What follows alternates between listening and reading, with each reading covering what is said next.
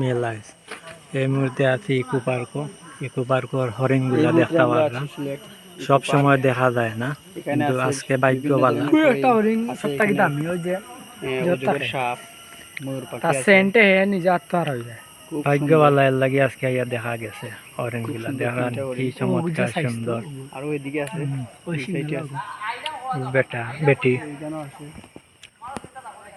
দেখান তিনটা, ও দুই সাইড আরো আছে, উপরে দিয়ে আরো মেলা আছে, আসলে কিন্তু ওদিন দেখে আসছে শুধু এগুলা নামিয়ে আন দূর টিভিতে আজকে বাস্তবে দেখলাম।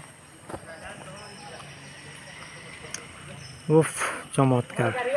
ও দেখুন ঘাস খায়। ওয়াও, সো বিউটিফুল, নাইস,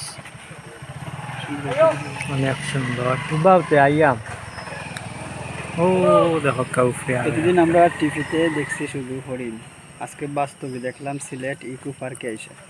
এখানে শুধু হরিণ দেখলাম না, দেখলাম অজগর, সাপ, ময়ূর, ময়ূর পাখি, বানর তো বলাই লাগে না, বানর তো ফতেঘাটে সব জায়গাতে পাওয়া যায়। আরও অনেক কিছু দেখতে পারলাম। সিলেটের প্রাকৃতিক পরিবেশটাও খুব সুন্দর। ওই যে আমরা বন্ধু মানুষটা চলো সামনে লোকে শিবার সিটি। আইও বা জুয়েল, যাইতাম কিনি পালাইয়া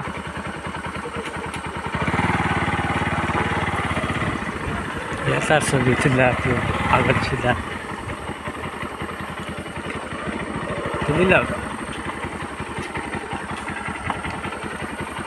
ও বা জুয়েল ভাই